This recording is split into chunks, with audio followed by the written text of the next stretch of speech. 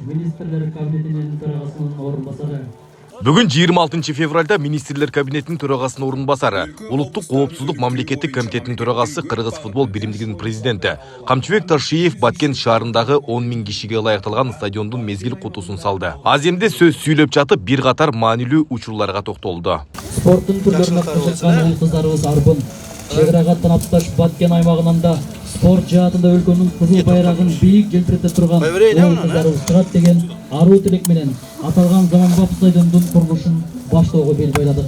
Ошол таланттуу балдарыбызды колдоо максатында бүгүн биз Өрүк Зарлуу Баткен облусунун Баткен шаарында иш аракеттерибизди уланттык. Кыргызстанды дүйнөнүн өнүккөн өлкөлөрүнүн катарына кошосуңар деген үмүтүбүз чоң. Мына Кудай кааласа ушул жерде жакшы стадион болуп, ушул жерден чыккан футболисттерибиз дүйнөгө элибиз таанытсын,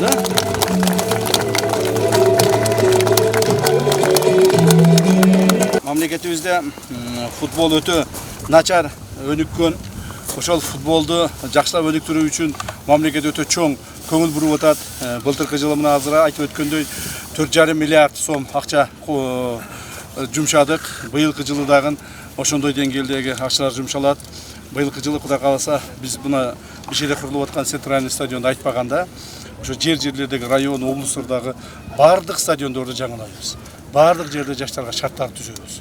Ушу жаштарыбыз мамлекетибизди таанытып, мамлекетибизде ушу ден соолуктуу болуп жүрүшүнө урматтуу президентибиз Санар Кожоевичтин биздин алдыбызга койгон тапшырмасы ушул болуп атат. Ошону аткарууга бел байладык. Буюрса. Мына өзүңүздөр көрүп турасыздар, Баткенде жакшы стадион жок. Азыр мамлекетибизде Бишкекте чоң стадион салынып атат. Бул Орта Азиядагы эң чоң стадион. Орта Азия мамлекеттериндеги эң чоң стадион салынып атат. 51 000 орундуу. Эмдиги жылы Кудай кааласа ишке берилет. Эми мен азыр ушу футбол федерациясынын башчысы катары Кыргызстандагы ушул маселелерди сизге бир аз токтолуп айтып кетейин. Себеби ошол эле чоң стадиондон кийин экинчи стадион ушу Баткенде салынып атат. Мына бул да болсо силерге айтып коеюн дегеним. Баткенде башка шаарларга окшоп стадиондор, курулган стадиондор оңдолбойт. Бул жерге жаңы стадион салынат. Жаңы бардык инфраструктурасы менен, бардык шарттары менен, жанагы стадион өзүндө эле эмес, жанында машыга турган футболдук аянтчалары менен, өзүнүн гостиницасы менен чоң стадион салынат. Ошогон ошол стадионду атайы мындай элге жарыялап айтып коеюн деп атайы келип отурамын. Бизде финансыбыз даяр. Ошол стадиондун курулушун башынан аягына чейин өзүм карап, өзүм көзөмөлдөп турамын. Себеби дегенде билесиздер, бизде анча-мынча адамдар бар, акчаны берип койсоң, олду-солду кылып жок кылышат. Андай болбойт бул жерде. Мен аны өзүм көзөмөлдөп турамын. Отчеттук маалымат катары Кыргыз футбол биримдигинин президенти кызматына келгенден бери кандай жумуштар аткарылганын жана алдыда аткарылуучу пландар менен бөлүштү. Ал эми Кыргызстан боюнча мына мен футбол федерациясынын башчысы болуп келгениме 1 жыл убакыт болду. Кыргызстан боюнча урматтуу эл журт, эч футбол инфраструктурасы түзүлгөн эмес. Футбол ойнойнун десе, же ошого шарттар түзүлгөн эмес. Стадиондорубуздун бардыгын эптеп-септеп, бая чөптөрүн өстүрүп алып эле ойноп келишкен. Бирок даяр мындай инфраструктура болгон эмес. Мына ошондуктан бир дагы жакшы стадион болгон эмес. Былтыркы жылы 1 жылдын ичинде кылынган жумуштар менен мен силерди тааныштырып коеюн. 1 жылдан бери биз футбол боюнча чоң жумуштарды аткарып жатабыз. Мен бир нерсени айтып коеюн, бул футболдогу футболисттерди дайындаш, аларды даярдаш өтө оор процесс. Мына биз балдарды университетке берсек, 5 жылда университетке барып, окуп, бир специалист болуп чыгып атышат. Ал эми жакшы футболистти дайындаш үчүн 10 жылдан 15 жылга чейин убакыт кетет. Бул балдарды дайындаш жөн эле баягы топту берип койсо тээ берет экен деген болбойт. Эгерде биз мына азыр дүйнөдө өнүгүп аткан ушу спорттун падышасы деген футболду өнүктүрөбүз дей турган болсок, бизге биринчиден убакыт керек, экинчиден ошого жараша аракеттерибизди азыртадан башташыбыз керек. Бүгүнкү биздин кылып аткан иштерибиздин жемиши Кудай буйрса эртең эле бербейт. Бул бүгүнкү кылып аткан жумуштардын жемиши 10 жыл, 15 жылдан кийин гана берет. Бирок ошого карабастан, талбастан биз эмгегибизди жасай берсек, эртең эле 10-15 жыл келип калат. Мамлекетибизде жаштарыбыз өсүп атат. Ушу балдарыбызга шарттар түзүп берүү максатында чоң аракеттер кылынып атат.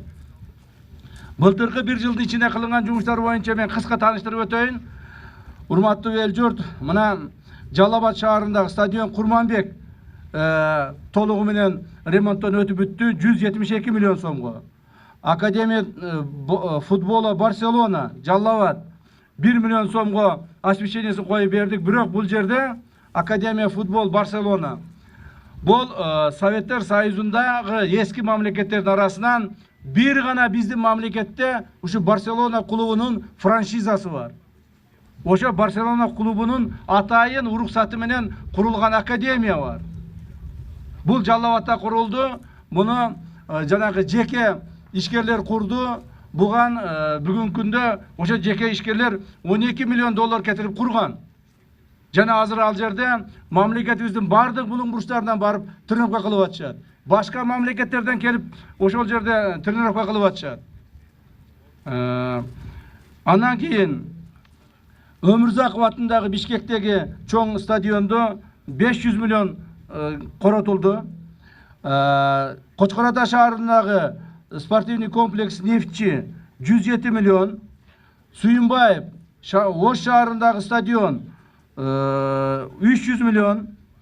VAR системасын алып келдик. Баягы футболисттер ойногондо нарушениесин компьютерден көрүп тактап турат. Аны алып келдик, VAR системасын 20 миллион сомго. Бишкекте футбольный центр курдук. Бул Академия футбольный центри курулду. 2 чоң полеси менен, зал футболу менен, офистери менен, жатып окуй турган академиясы менен курулду. 485 миллион сомго. Орок айылында Бишкекте Мурас Юнайтед футболдук клубунун өзүнүн учебно-тренировочный базасы курулду. 723 миллион сомго.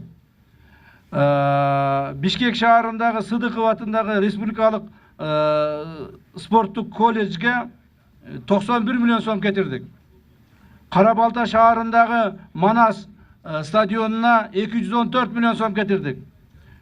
Кант шаарындагы Абдышата футболдук клубунун аренасына 45 миллион сом кетирдик. Булар уже бүгүнкү күндө иштеп атышат. Ушул жогорку айтылгандар. Ал эми азыр айта тургандарым, мына бүгүн эртең бүтүп, ушу апрель, май айларында ишке кире тургандар. Бул 5 күнгөй, Аламедин районунда 5 күнгөй деген айылга атайын спорттук ушундай стадион салдык. Жаңы стадион салдык, ал жерге дагы 405 миллион сомго.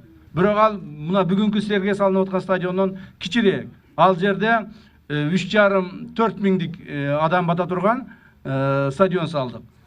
Каракол шаарына 628 миллион сомго стадионду толук бойдон ремонттон өткүзүп, капиталдык ремонттон жаңы футболдук полелерди салдык. Өзгөн шаарынын стадиону 143 миллион сомго мына азыр бүтүп атат. Бишкек шаарындагы эмгек резерви деген мурдагы калып кеткен, ташталып калган стадион бар эле, аны башкадан куруп 850 миллион сомго куруп бүтүрүп атабыз. Токтогул шаарында стадионду бүтүрүп атабыз 203 миллионго. Кара Суу шаарындагы Манас стадионун бүтүрүп атабыз 241 миллион сомго. Ошентип былтыркы эле жылы 1 жылдын ичинде футболго, урматтуу эл журт, футболго 4,5 миллиард сом акча жумшадык. Футбол стадиондорун калыбына келтирип, ремонтон өткүзүп, жаңы стадиондорду кургуш үчүн 4,5 миллиард сом акча кетирдик. Анын 3 миллиардын мамлекет берди, 1,5 миллиардын жеке адамдардын, жеке ишкерлердин колдоосу негизинде. Мына эми быйылкы жылкы жасай турган жумуштарыбыз, алар менен тааныштырып коеюн. Сокулук айылында стадион куруп атабыз, бүтүп атабыз. Токмок шаарынын стадионун толук бойдон ремонтон өткүзүп атабыз, өткүзөбүз. Жоқ, Тоқмақ шаарына жаңы стадион салат екенбіз. Жаңы стадион салабыз Тоқмақ шаарына. Ташкөмір шаарында стадионын толық ремонтын өткізіп отабыз. Қызылқия шаарының стадионын толық ремонтын өткізіп отабыз. Шамалдысай шаарының стадионын ремонтын өткіземіз толық. Жана Қошқаратаға дағын Қошқарата шаарындағы Нефтчи футболдық клубының стадионына дағын бір футболдық полені қошып отабыз. Қошқор районында Қошқор айылында нарында алардың стадионын ремонт қылышқан екен, өте жаман қылып қойып тұр. Қайрадан ремонт қылып, қайрадан өзіміздің қолымыздан өткізіп отабыз. Базақорған шаарының стадионын жасап отабыз. Нарын шаарының центральный стадионын жасап отабыз. Талас шаарына дағын мына ушу Баткенге құрылғандағыдай жаңы стадион құрабыз туғандар. Жана Баткен шаарында жаңы стадион құрабыз.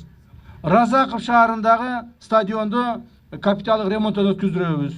Жана футболдук клуб Дордой өзүнө бир учебный тренировочный база салып атат.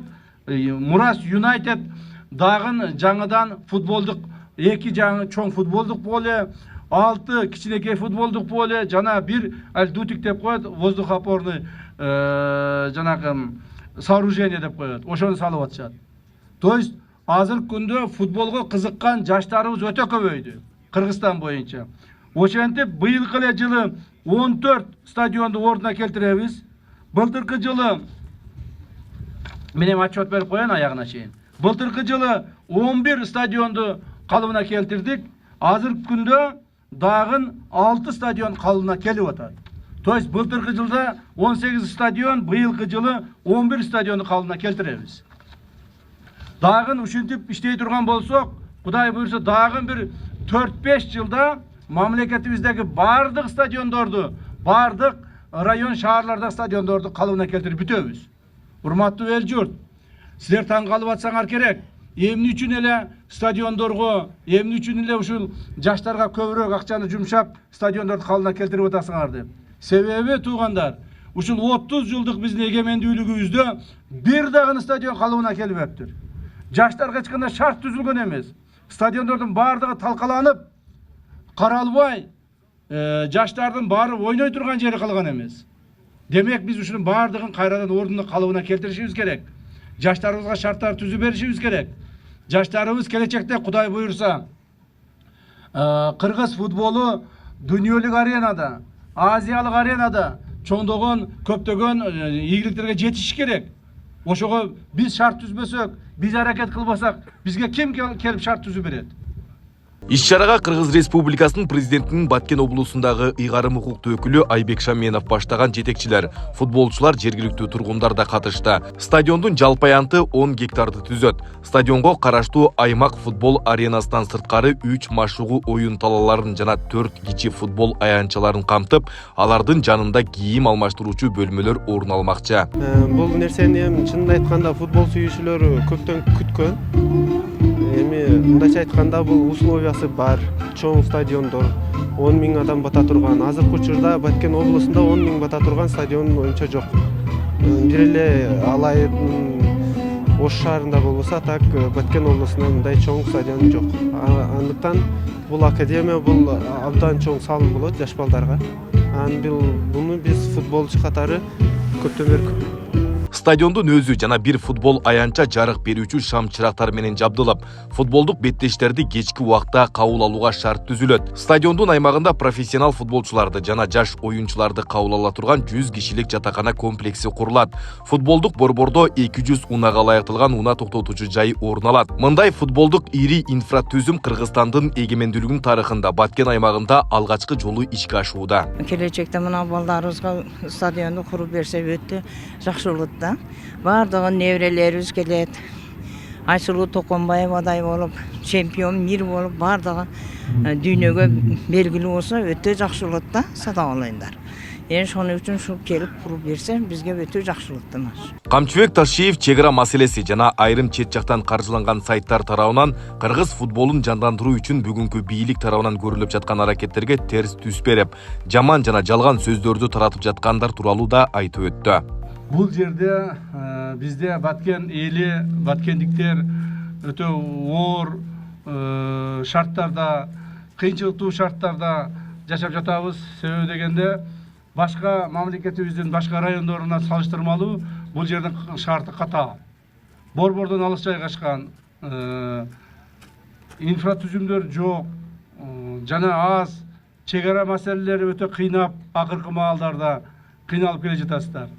Ошондуктан мына өзүңүздөр жакшы белгилүү болгондой, мен сиздердин алдыңыздарда азыр биринчи жолу айтып атамын, ушул биздин Баткен облусундагы түзүлгөн чек ара кырдаалы азыр жоюлду.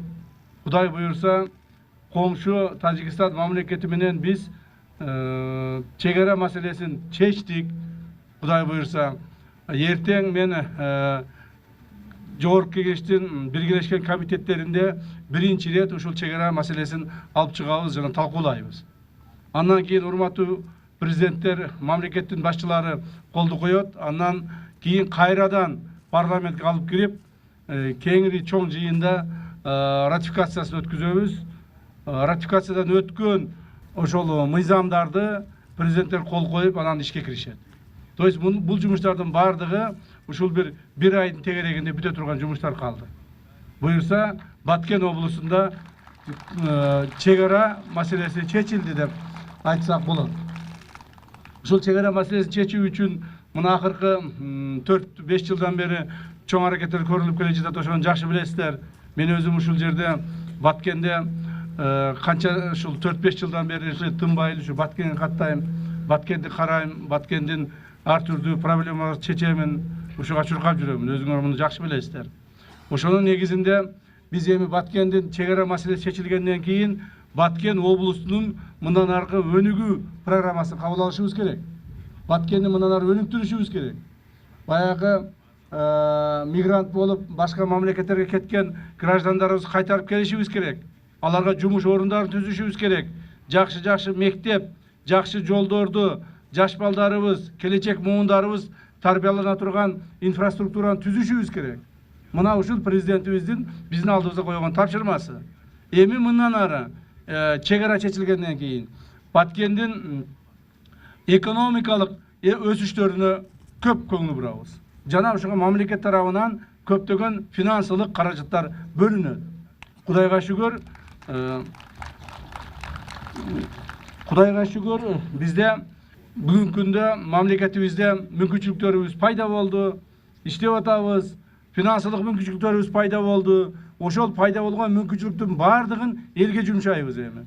Ошону Баткенден баштайлы деп президентибиз мага тапшырма берип жөнөттү. Урматтуу эл журт, дагы бир жакшы жаңылык, биздин Кыргыз футбол биримдиги Өзбекстан, Тажикстан менен чогулуп биригип 2031 жылы Азия чемпионатын кабыл алууга бел байладык. Биз ошогон заявканы бердик. Эгерде ошону утуп ала турган болсок, биздин Кыргызстанда Азия чемпионаты өтөт. Ошого даярдык көрүшүбүз керек. Ал эми жанагы өткөндө бир баягы Темиров Лайф деген бир эме бар, жанагы сайт бар. Сайт ба эмне деп коет ошол бар. Алар жазып чыгыптыр. Айтып чыгыптыр. Как будто ошол футболдон бизнес кылып атат, акча жеп атышат деп. Эч кандай жок. Мен өзүм жеке өзүм карап турамын. Мына айтып атышат Барселона футболдук академиясы боюнча. Тура Барселона футболдук академиясы алар айткандай $19,000 эмес бир баланы. Бир баланы бир жылга $12,000 тарбиялап атышат. Ал жерде бардык тренерлер Испаниядан келген. Алардын Испаниянын методу менен тарбиялашат. Алардын өздөрүнүн сабактары бар. Алга биз киргизе албайбыз. Бирок ошол эле мезгилде ал жерде болгону 120 гана бала тарбияланат. Ошого карабастан былтыры биз ошол жерге 20 баланы бекер киргиздик. 20 баланын акчасын төлөп киргиздик өзүбүз. Мына футболдук федерация төлөдү ошону. Баткенден дагы бар, 1-2 бала бар. Баткенде ошол жанагы кагылышта, кандуу кагылышта каза болгон бир чек арачынын баласын дагы чоң атасы ээрчитип келген экен. Мен эсимде бар, киргизгеним ошол жерде. бекер ошону окутуп атышат. То есть алар ошол чыгып эле жанагындай жамандап туура эмес сөздөрдү айтса аларга ишене бербегилегин. Алар ошону бузугулар. Өздөрү бул жерге келип бир ташты көтөрүп койбойт. Баткен каерде экенин, эмне экенин, кандай проблема менен жашап атканын өлүмү көргөн эмес, билген эмес, келген эмес бул жерге. Бирок сүйлөсө бардыгынан ашып түшүшөт. Ошондуктан урматтуу эл журт, биз Кудай кааласа, Кудай буйрса, урматтуу президентибиз Садыр Кожоевдун биздин алдыбызга койгон тапшырмаларын так жооптуу аткарабыз Кудай буйрса.